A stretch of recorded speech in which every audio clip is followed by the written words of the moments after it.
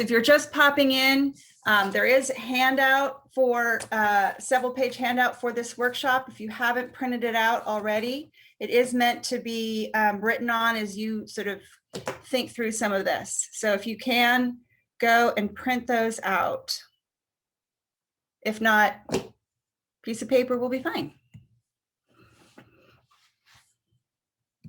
All right, it's 1:30, so I'm going to get started. I'm sure we're going to have some more people joining us, and that is absolutely fine. I just want to say hello to everybody, and I'm so grateful that you're here sharing this time with me. This is a subject that I really love, prayer station specifically. My name is Erica Funk, and I am currently the Director of Cross Missions in Charlotte, North Carolina.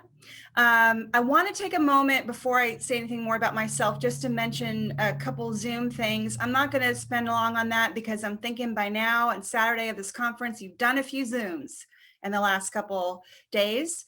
If you have a question at any point, you should have a little button at the bottom or icon at the bottom of your screen. You might have to move your cursor to see it says reactions, and it'll put up a little hand if you have a question.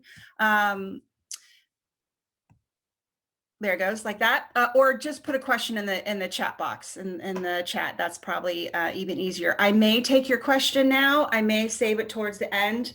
I do promise that we will have time at the end for some brainstorming together in small groups and for questions. I love questions. So we're definitely going to have time for that at the end. Please note that there is a difference between messaging everyone and messaging someone in particular. Those are more private messages that I and others cannot see. Again, if you're just joining us, there is a handout. It would be great if you were able to take a minute and print that out. We are going to have a couple breakout sessions, small groups. Those are just going to be random. Just so you know, be sure to click join when you see that pop up. All right, I think that's it. So my name is Erica Funk. I'm a Presbyterian pastor for so many years that I've stopped counting. Most of my career has been in youth and mission. And before serving here in Charlotte, I was in Philadelphia at a place called Broad Street Ministry, where I started the youth initiative. And both of those places, where I serve now and where I was, were highly connected to advocacy, social justice, and prayer, particularly prayer stations. If you feel like it, if you want to take a second just to put in the chat why you chose this workshop or what you're hoping to get out of it, that would be awesome.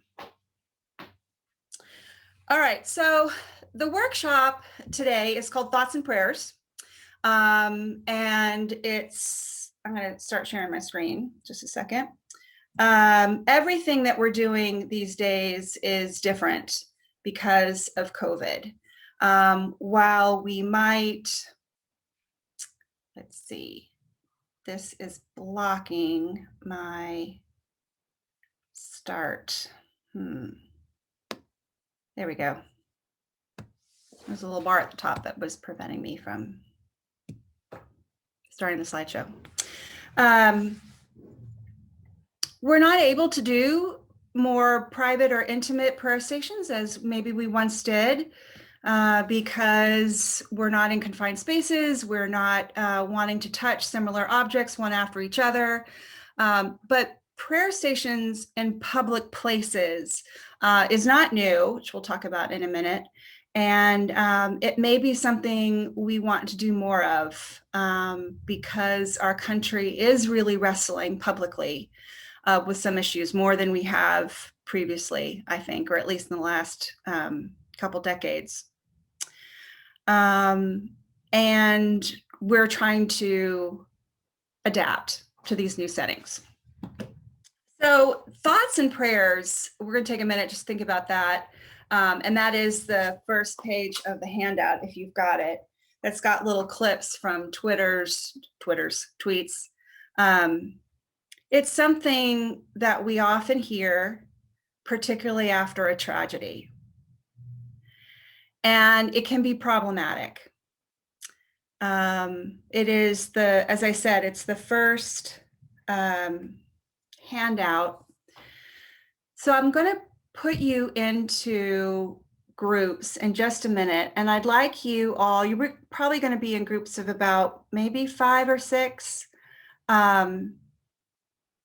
to think about who says that, thoughts and prayers. Where do you see that? Who says it? What do you think is meant by it when people say it? And what do people hear? These are the 3 questions, and I'll put them, well, I can't put them in the chat, but they are on the handout. Who says it? Thoughts and prayers. What do you think they mean when they say it? What do people hear when they hear that? And what is the effect or result or change when people say, my thoughts and prayers are with you or with the people of Parkland or Las Vegas, etc. All right, so sorry, I keep hitting that when I don't mean to.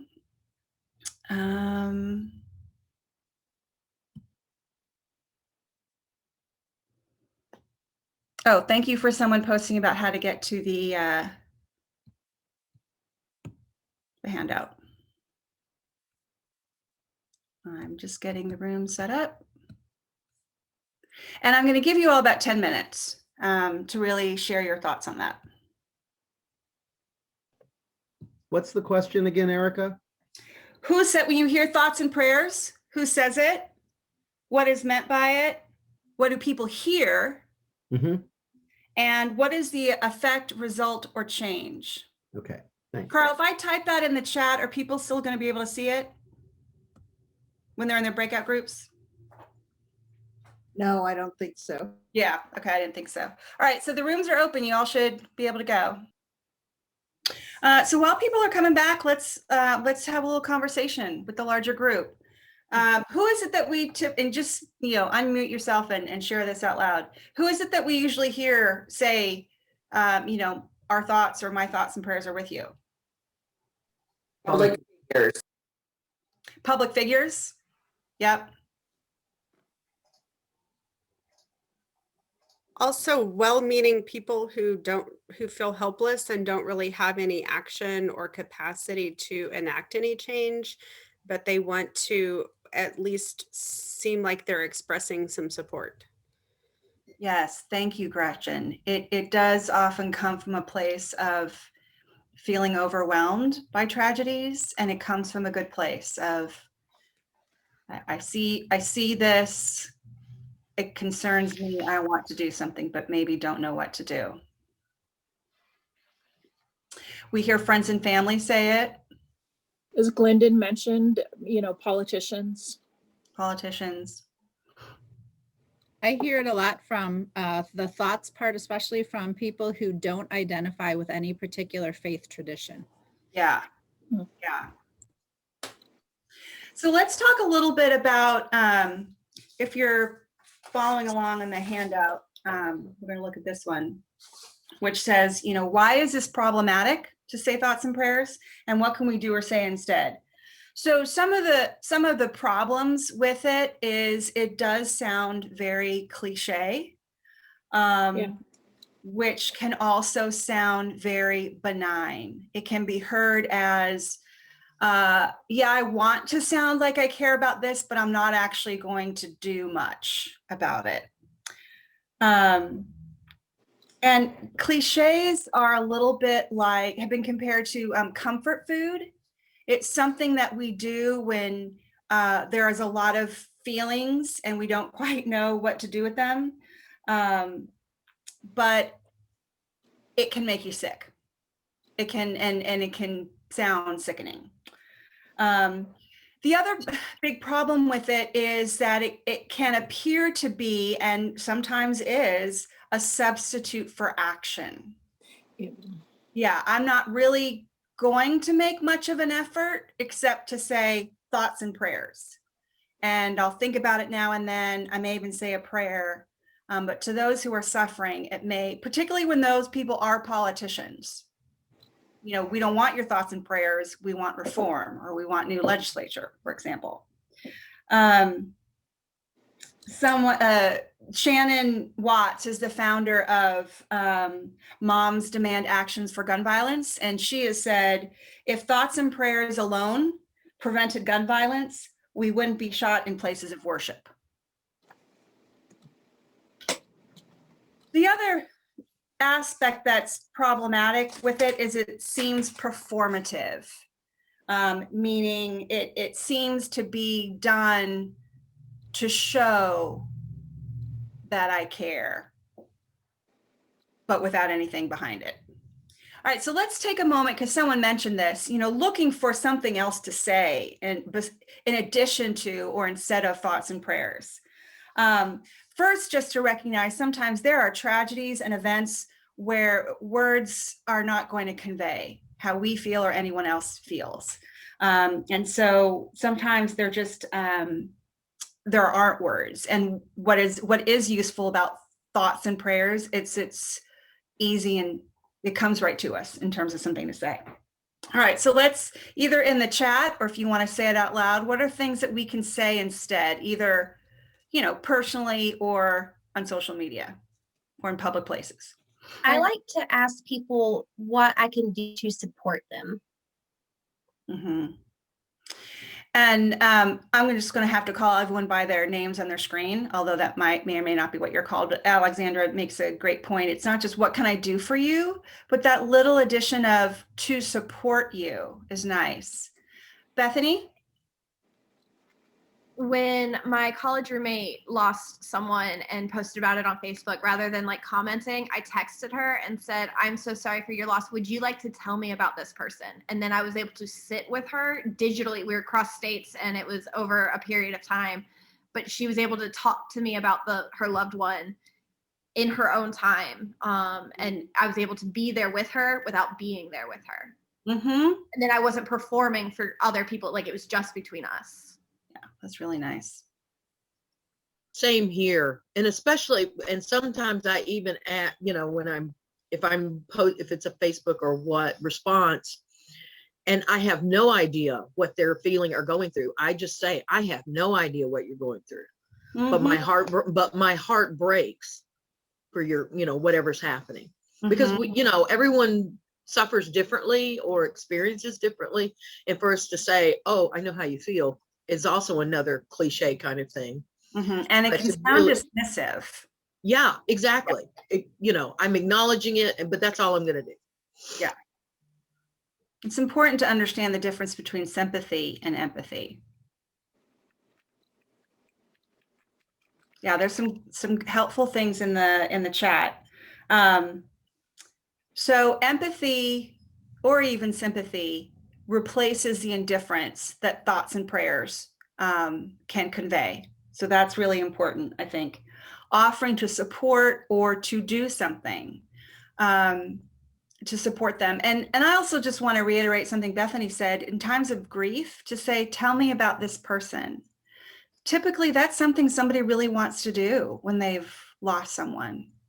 So I think that's great. So today we're going to focus a little bit on the doing, taking action when there's been a public tragedy of some kind, rather than like individual tragedies, but some things on events on a larger scale. So I'm going to go back to screen sharing here for a second, because I'd love for you to see this quote from Henry Nouwen that I love. And he talks about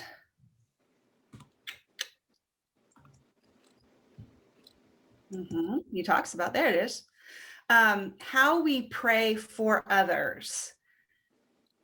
I'm not going to read the whole thing. I'm just going to let you look at it. It's also in the handout, if you have this quote. But Henry Nouwen talks about when he prays for someone else, he tries to present that prayer as that person. And here he says, when I pray for the world, I become the world. And by doing that, God gifts him with compassion. And he says, I realize that compassion is not mine, but God's gift to me. These are really extraordinary times, particularly when it comes to empathy and compassion. We're all overwhelmed with what's going on in our own lives and with what is happening to friends and family. And to add on top of that, the extreme situations we see happening to people across our country and around the world. So we can sometimes feel like all I can do right now is to say, my thoughts and prayers are with you. But Henry Nouwen reminds us that our capacity for compassion is beyond our own ability. It is something that comes to us from God when we pray on the behalf of others. And in that last sentence, he says, in praying for others, I lose myself and become the other. All right, so what I'm going to do now is we're going to talk for a few minutes about what I mean when I say prayer is public witness.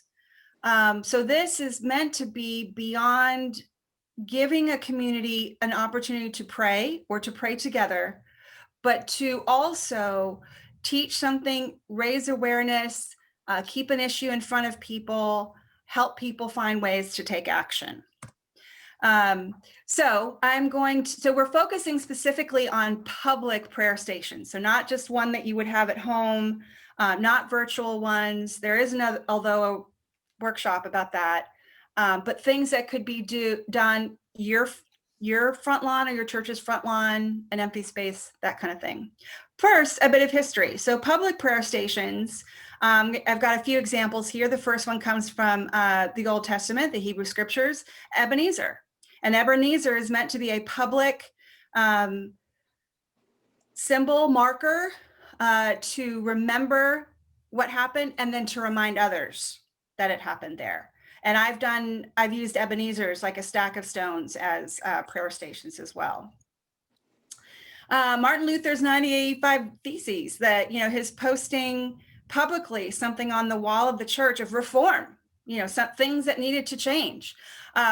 Side note, in Googling pictures of Dear Sweet Martin Luther, all the renderings almost all look like this, where his face is turned toward the viewer. Obviously, as an artist, it's more intriguing picture if you can see the person's face. But in everyone, he looks like this, where he's like about to get caught doing something wrong, which I thought was kind of funny. Not relevant to our conversation, just thought that was funny. I could take a whole hour and more to tell you about Sister Mary Carita, who was a nun. And she was an art teacher as well, and moved during the 60s and 70s into social justice, using her art for social justice. This one that you're looking at is a combination of, she purposely used the colors of the American flag, knowing that would, trigger something in people or connect something for people. And the Wonder Bread ad, which again, if we had time, the history of Wonder Bread is quite interesting. But she is using this both to talk about hunger, the issue of hunger in the country, and also the miracle of communion. So as I said, I've used prayer stations quite a lot in worship services for youth. So I've got a few examples, partly just to show you how simple they can be and how they can be used. And many of these can be used in an outdoor setting. So this was a large piece of butcher paper where we wrote a prayer and then left blanks.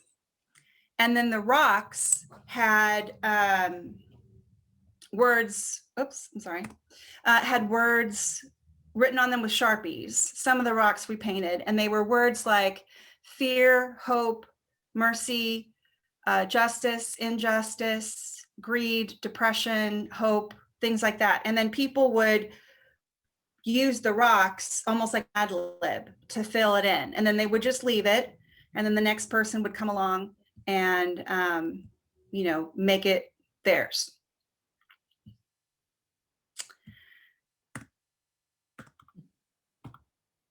Okay, how come when I want the screen to change, it won't change? And when I want it to change, it won't. There we go. This is also just a simple, long, pretty cheap mirror you would like get at Walmart or the dollar store to hang on the back of your closet maybe. And then it's resting on something. And then just as you can see, Christmas lights. And then the youth wrote on the mirror.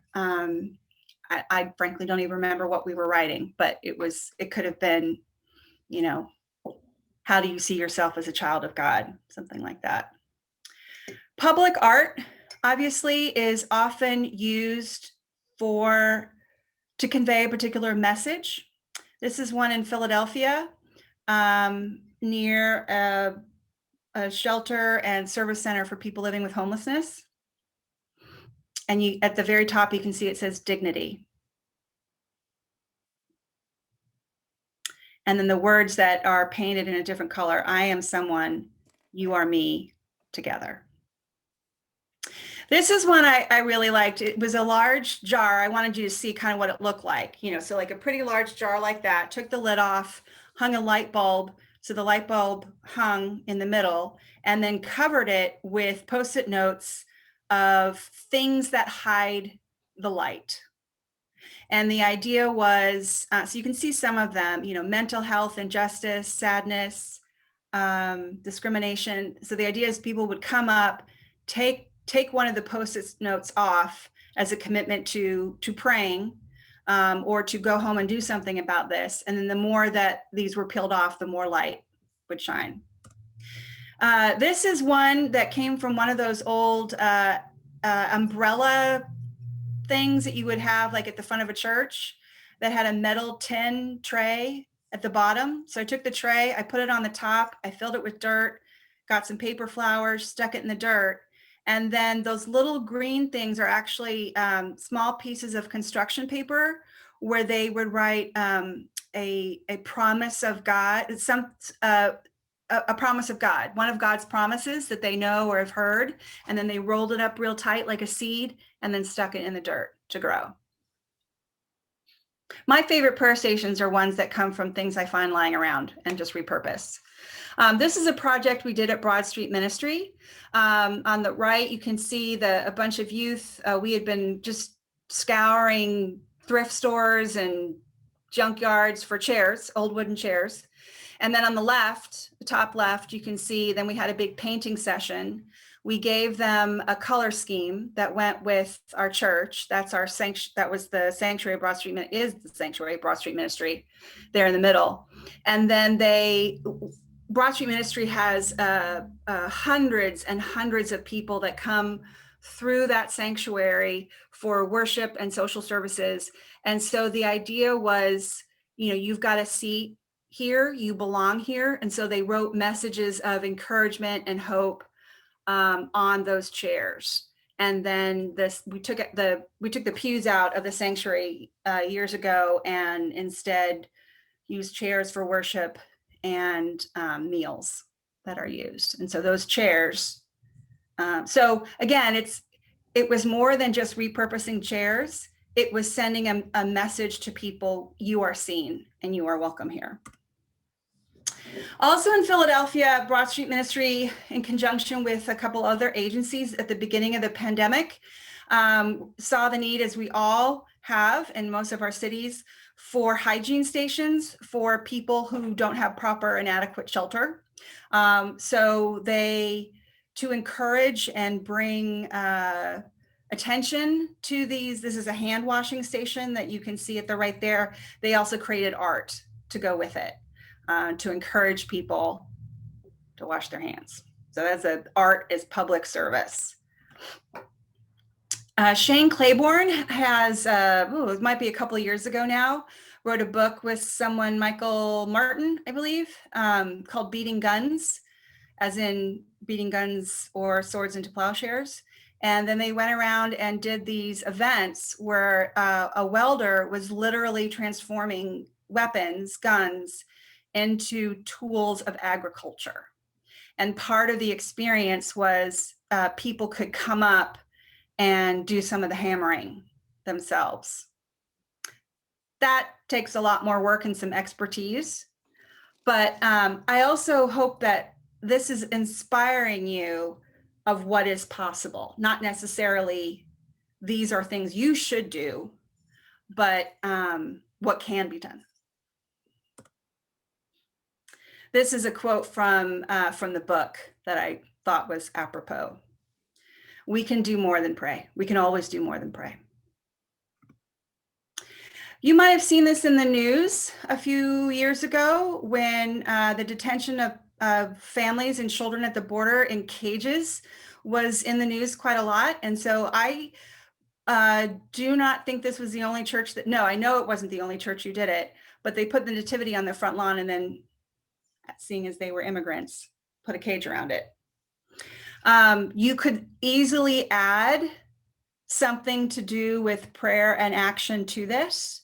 There could be information there. There could be about the issue. There could be resources there to write letters to legislatures also there. You can always build upon it to help people take action. And the great thing about these, I should also say, it's not just for church members. When you're doing something in a public space, it's for anyone. And so in a way, it's a form of evangelism, I suppose you could say. But more importantly, helping people in difficult times access God and a community that is bigger than theirs. This is something we did here in Charlotte. Yeah, actually, I'm gonna show the ribbons on the fence in a minute, or at least one of those. This is something we did in Charlotte with the Charlotte Clergy Coalition for Justice. This was a press conference the day of a council taking a vote about police reform. And you can see there are some clergy on the ground, and they're holding pictures of people who have been killed by police officers. So their picture and their name, and then other people, particularly people of color, who are standing with the sign that says, "Am I next?" This is meant to be attention seeking, I suppose, but in a good way. The idea was that the council members would see it, the public would see it, it would get on the news, and it's sending a message, and hopefully encouraging other people to get involved. Oh, this should have been with the other ones. This is an example of some of the weapons that have been turned into tools, a shovel and a pitchfork that came from guns.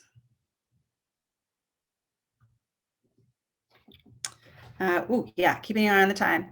I am a huge fan and friend of a man named Peter Majende, Majende, who has done a lot. This is actually where I first heard about these public, he calls them guerrilla prayer stations, where they're meant to be a little bit jarring.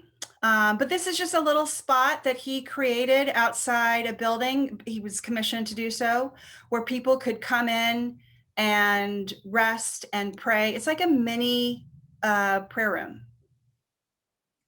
And these are things, they're typically left up for maybe a month or so, and then they're taken down. This is one that comes from in England. It was at a large festival. It's meant to be a net, as in the social net. And then you can see those are people in different sort of shapes and forms. And the ask was for people to take one of those little people, write a prayer or an injustice or even someone's name at times, and then put them into the net. And it was called Holes in the Safety Net. And you can see that there's a number of those people on the ground because they intentionally created the net with a hole in it to demonstrate people are falling through the cracks. So this one I love because it combines quite a lot of things. It's eye-catching, it's artful, it's participatory, and then by participating in it, you're creating the message, which is people are falling. This is one created by Peter in New Zealand following the devastating earthquake they had. Ooh, I don't remember what year that was now. But each chair represents someone who died in the earthquake. This has been done in other times, in other ways. It was done, there's a permanent memorial in Oklahoma City, the federal building on where it was. This one is meant to be where people actually come and sit in the chairs. And the public issue here is how people were or were not supported following the damage. This is extremely powerful. This is a true art installation. It's on the border, the American-US border, called the Teeter-Totter Wall. Let you read that for a moment. But it was only up for about 20 minutes. The artists actually tried to get permission and never could, so they just went ahead and did it. But these long pink teeter-totters ran through the wall at the border. So on the right is Mexico, on the left is the US. It's full of meaning and joy. Here you can see kind of the bigger picture.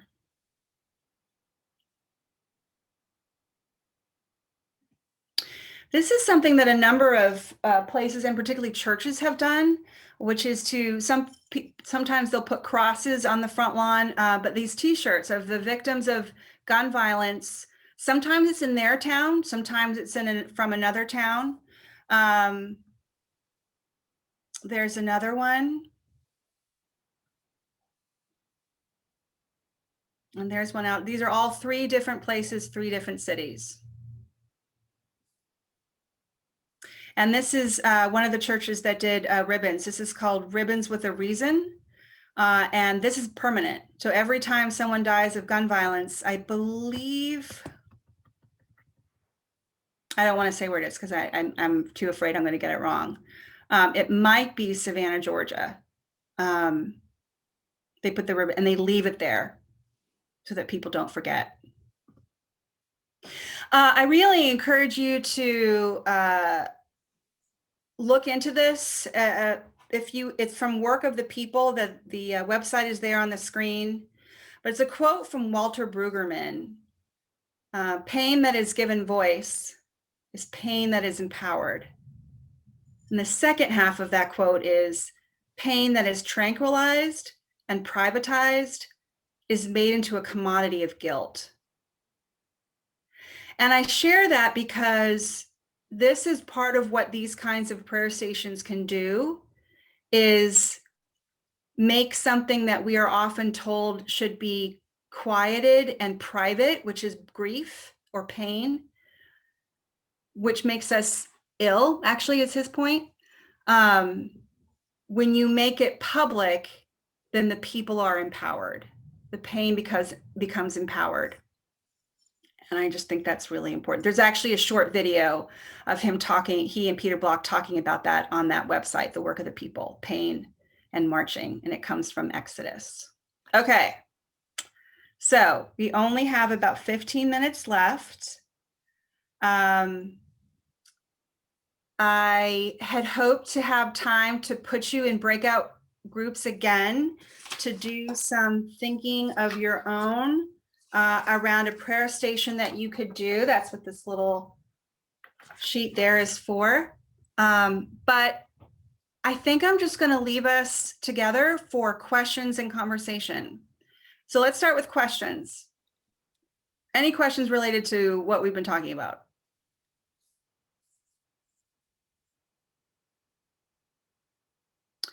So remember to unmute yourself or put it in the chat.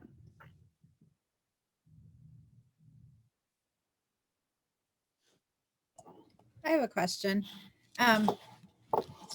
So these examples of like public prayer stations are things that look like either individually in our own home, our own yard, or as a church we could do. Right. But how do we respond where we see these thoughts and prayers is usually online in some context? How do we translate taking this action of doing some kind of public prayer station online? Do we say like, we want to help people work through this time?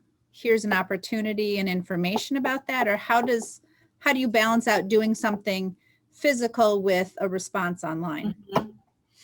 That's a great question. Thank you, Heather. And I'm would love to have people respond to that in the chat if they have some ideas.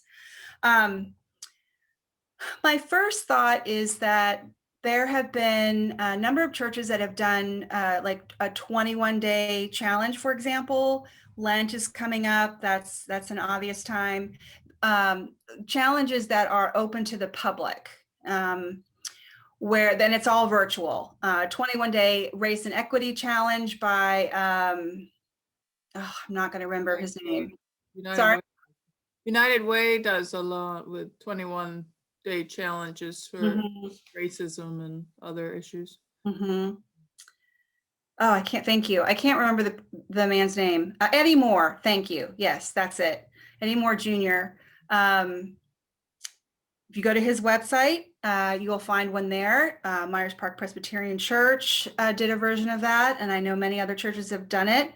And there are resources once you sign up for it. Sometimes then they're put into small groups to discuss it. But I think one of the most powerful things that I know Myers Park did is that they made it public. They really encouraged members to invite friends into it, whether they were a member of a church or not.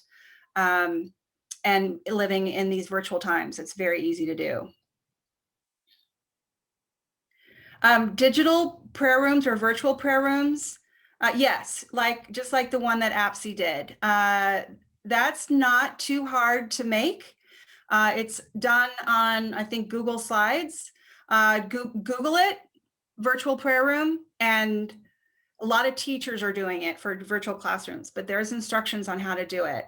And then that usually goes up on your website, your Facebook page. Another option is to give church, if there's something that your church is doing around this, like action, make yard signs so that church members then put those yard signs in their house saying like, join me for this 21-day challenge, or I'm working for climate change, more information here. You put a website, something like that.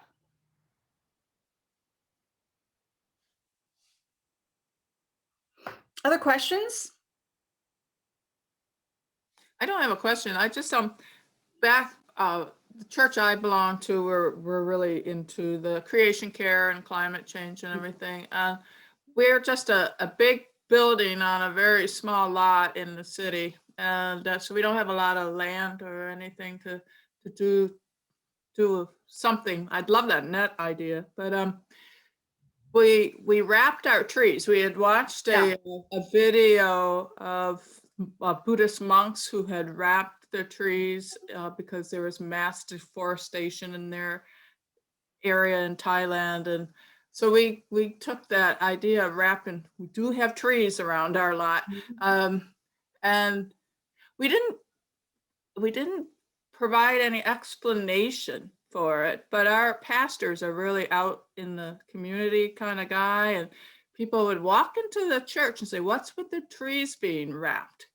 And then he was able to, say that Hanover's an earth care congregation and we want to protect the environment. So he had a way to evangelize and also to just pray for our earth. And so that was an easy one for some place without much land or to be able to do.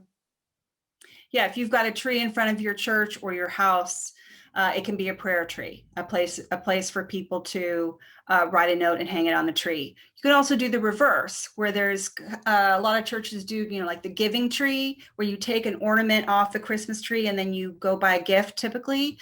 Think of that, but in terms of action. People can hang something on a tree like a prayer, but then you also have things that they can take off, like here's where how you can, write a letter, or here's an organization that's working for that and they need blank. Here's how to contact them. Particularly in this time when people I find they are just so wanting to serve others. but our ways to do that are so restrictive. But if you are looking for ways to do that in your own hometown, I have 101 ideas about that. In fact, I wrote a whole curriculum piece on doing that. So people are really looking for ideas and how they can do that, either virtually or with their families. So to give people that idea. Another thing we did once, this is in terms of prayer, is the idea of praying for our enemies, which is a mandate. It's a call from Jesus, but it can be so hard to do. And sometimes, particularly in a male-dominated society, women have been told to forgive the men who have hurt them, and that's not always helpful. So we offer a way to pray for someone else's enemy. So in other words, you write a situation or a name of an enemy of yours anonymously, put it, we did this in a box of sand, like a sandbox with like a 3x5 card sitting up. You could do it on a tree. You put yours in, and then you take someone else's. I can't pray for this right now. I just can't. But I can pray for someone else's enemy because it's not so personal or close to me. My email was on the first slide. In fact, I'll just put it here. And if you have any more questions about this or interested in CROSS or the curriculum that I spoke of, there's my email.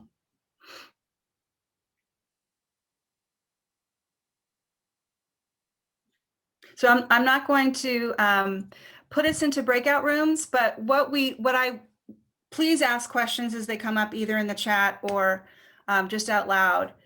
To this handout is sort of your brainstorming sheet to do with someone in your household or at church. Oh, this is one thing I didn't say yet. But it's asked questions like what the design is going to be, what kind of materials, what's the engagement piece of it, and what you hope to get out of it. But at the very top is the what's the issue that you're addressing in the spiritual focus. I have found in designing a lot of prayer stations that it's particularly if you're a creative type, it's very easy to get caught up in the elements of the prayer station. Like, we're going to have them, I could tell you a story that was embarrassing, but we were trying to teach this group of young people about how we are connected to one another. And we literally had this great idea of instead of them just holding hands in a line, we took those plastic, handcuff type things so that they were tied together by that. And then they had to accomplish different tasks. So move to different sides of the room, but they all had to do it together. And it went great. Zip ties. It went great the first couple times we did it. And then by the end of the summer, I was hearing from my interns that some kids were bleeding. But I got so into this idea of how awesome that element of pulling each other that it overrode what the real purpose of it was. And so when you find yourself, first, don't make anybody bleed. I don't recommend that. When you find yourself getting stuck in creating something like this, sometimes it's because you have lost the original focus of what you are trying to do. So go back to that. That's why I encourage you to write that down. What is the spiritual focus of this? What's the issue that we're trying to highlight or engage with, so that you stay true to that. And if it starts to get too complicated, sometimes that's because you've forgotten what the main thing is. So we've got 5 minutes left. This is all. If you have something that you've done at your church, please share it. People are here for ideas. Or you've seen somewhere else. I have something. We're in a fairly cold environment and the weather picks up fairly quickly, especially wind. It's windy, so we used in some prayer stations, some outdoor prayer stations during COVID, I don't know what else to call them except they're like flyer boxes that you would pick up an advertisement for a home for sale. Yeah. Yeah. And they worked out really well. They were weatherproof. They withstood the wind and maybe at least 1 or 2 frosts, but we took them down soon after. Yeah. I love repurposing things. My husband's church has a lot of land, and so they have kind of opened up their wooded area as a place for people for the community to come and pray. And they have installed prayer stations on different kinds of topics throughout the woods, and there's a path. And so they're inviting the community to come, be outdoors, enjoy nature, pray, engage with things. And it's been a way they can connect with their community. Some churches don't have, but they just are fortunate to have land. Mm-hmm. So be thinking about when the weather is going to get better, when you can, in that open space that people are longing for, what can you create? Oh, I also meant to mention, public spaces don't always have to be your church. Find out if there are other public spaces you can use. Bus stops, parks, empty lots. Those have all been used for things like this. Heather mentioned Teresa Cho, queen of prayer stations. Her website, Google her. Lots and lots of good things. And I think she's got a couple things on there that are outside. The curriculum that I wrote is called Walls to Windows, with the idea that we're all sort of in these walls, but we still need to see the world and engage in the world around us. Thank you, Heather, put in Teresa's website. I like how your brainstorming sheet really can apply to how you are figuring out to do ministry virtually with young people. Because I think sometimes we figure and just want to do a program, but we forget about the issue or the spiritual focus of this. And I love this brainstorming sheet. So I'm really, really excited, not just to do prayer stations, but to also kind of refocus our ministries at our church. So Yeah. thank you. Thank you. Thank you. Thank you. Thanks, Mitch. Someone mentioned mailing out supplies. Some churches have done that, or youth leaders have put little kits or boxes or bags together and dropped them off at people's homes so that they can do this type of thing at home. I do want to honor our time. We have 1 minute left. Feel free to use this time just to write down some things you're seeing in the chat. Thank you very much for coming and for caring about this. Thank you. It's been great. Yeah. So I always, like I said, I could talk about this all day. So if you want to communicate with me and be in touch to talk about this some more and brainstorm together, I'd love to do that. Lisa just told us how we can save the chat, which is helpful. You made it to Saturday, doing a conference while also at home or on vacation, who knows? So well done, everybody. And don't forget to fill out the evaluation for Erica. And let's thank Erica for a great workshop. Yay. Thanks, Carl. Thanks, everybody. Y'all are great. Take care, everybody. Yeah.